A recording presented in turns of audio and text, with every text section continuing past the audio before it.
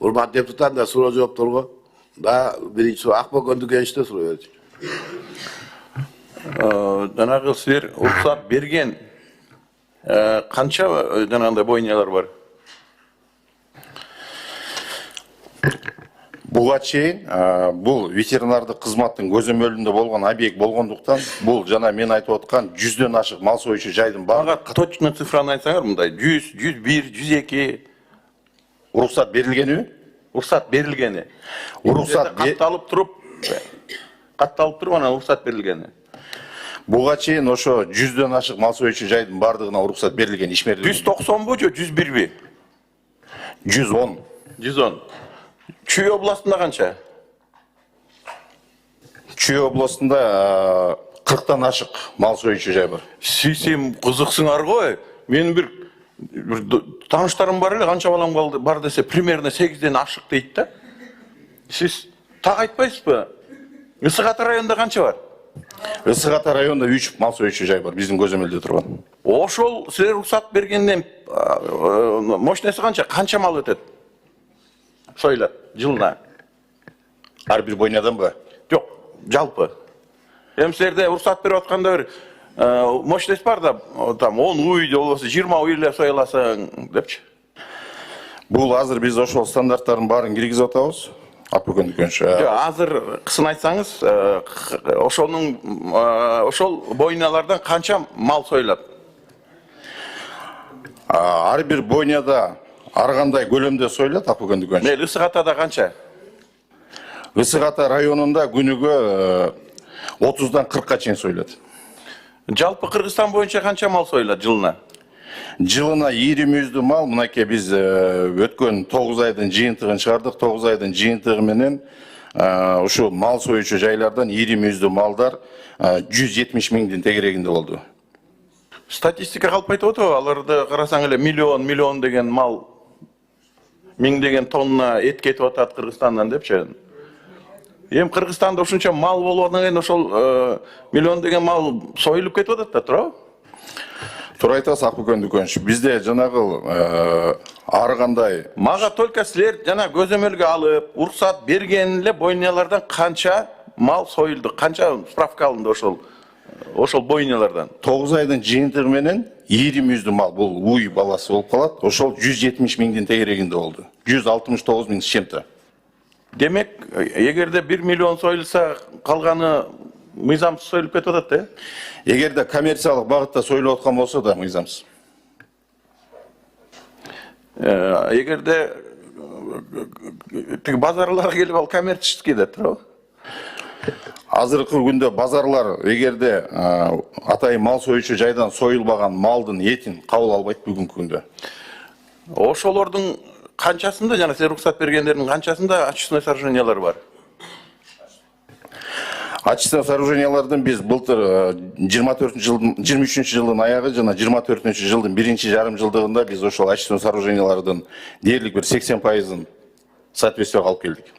Сиз пайызын айтпай эле койгулачы, санын айтып койгулачы, 5, 10, 2 болсо 100% болуп калат да, 2ден 2 болуп калса. Канча бойняда очистной сооружениясы бар, мындай талапка жооп берген?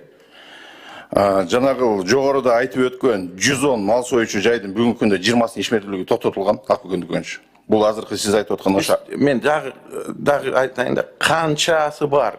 Вот талапка жооп берген очистной сооружения келип мындай салды да очистной сооружениялар, туурабы?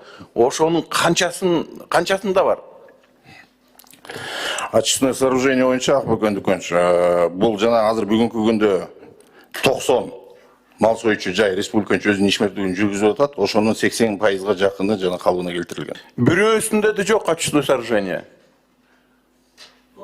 Эми эмне деп атасыз сиз азыр? Очистной сооружениени көрдүңүзбү өзүңүз кандай болорун? Көргөм.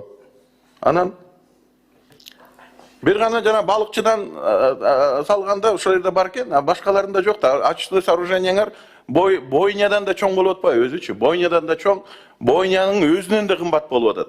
Проблема ошол болуп атат да. Бүгүн чыныгы очистной сооруженияларды эч кандай жанагы кичинекей бойнялар сала албайт.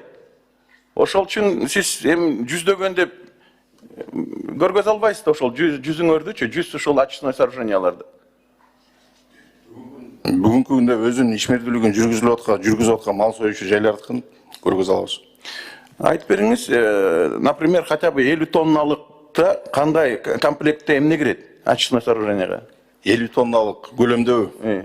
50 тонна эт чыгарган. Жок, 50 тонна жанагы ичек ардынан чыккан нерселерден. Ал жерде өзүнүн очистной сооружениянын өзүнүн коюлган жанагы 1-чи, 2-чи, 3-чү ступенден өтүп туруп, Жок, ошону айтып атпаймынбы? Ошол биринчисинде эмне болчу эле? биринчисинде атайын өзүнчө казылган яма турат. Мен сизге мындай жалпак тил менен түшүндүрүп берейин, алып көргөндүгүнчө кечиресиз. Ал жерде яма турат, ошол жерден жанагы суузу өзүнчө. Мейли, мен сизге айтып берип коеюн. Биринчи киргенде жидкий менен грубыйды эки жака бөлөт. Андан кийин мясорубка турат, пластмасса андай мындай кирип калса ошолдо рубить этет. Андан кийин отстойникке барат. Отстойникте обязательно курт или бактерия болот. Ошо бактериянын кайсы түрүн аз колдонуп атат? Бактерия өлбөш үчүн кислород берет астынан. Анан кийин бактерия ошол бокстун баарын жеп бүткөндөн кийин, анан кийин дагы кетет суу. Анан кийин жанагы отстойникке барат. Отстойниктен кийин анан фильтрация бар, анан кийин агызат. Мындай жок негизи. Эми зачем ушунун баарын айтыпчы? Бүгүнкү күндө мындай да, кеп штраф салганда эмес. Барып эле штраф сала берсек болбойт. Бүгүн жардам беришибиз керек. Потому что этти өндүрүп атат. Биз ошол өндүрүлгөн этти башка жака сата албай жатабыз. Баасы эмне үчүн чыкпай жатат? Башка жактан албай жатат. Арабтар албай жатат. Эмне үчүн дегенде, алар айтып атат, бизге халал продукция бергиле деп. Ошону биз мамлекет эми жасап беришибиз керек. Мана жол салып атабыз, электроэнергия кылып атабыз, бирок биздер бир аракет кылышыбыз керек да, компанияларды тапкыла, издегиле ошолорду.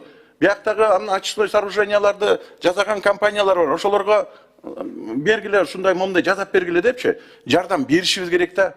А то биз барып эле тепкилеп эле сабап калып атабыз да. Бүгүн мындай экономика көтөрүлүп баштады. Ушул тармагында биз көтөрүшүбүз керек. Ошол үчүн сунуштарыңызды киргизгиле, могу мыйзамга киргизгиле, жасашыбыз керек. Баарыбыз бирге. А то сиз азыр воспринятие этип атасыңар да, депутаттар биздерге чукул эле минте берет деп. Жок, бизге келип атат ошолорчу.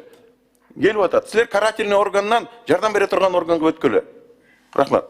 Көндүкөнүч, сиз туп-туура айттыңыз. Биз ошого баратабыз. 10-дон 15 мал союучу ошол сиз айткандай кылып очистной бүт бардыгы боюнча азыр акча каражаттар бөлүнүп атат. Мурда андай болгон эмес, азыр ошонун негизинин үстүндө иштеп атабыз. Биз азыр жардамдашуу, ошонун пландарын түзүү бүт жүргүзүлүп атат. Пландар түзүү эмес, экология дегендечи, экология бузулганга жанагы 5% берип атпайбы переработчиктер. Ошол экологияда бир ушундай программа жок экен, очистной сооружение дегенчи. Ал жерде жана баягы тиги бир келин соттолуп кетпедиби жанагы директору. Жалаң ошол акчаларды кредит кылып берген эми ошого очистной сооруженияларды ошол программага кирбейбиз, акчалар бар да. Ошолну айтып атам, силер деген программага кирип, ошо экологияда акчалар бар, фонддордо акча бар. Ошол фонддон жанагы мясокомбинаттары алсын ошонучу.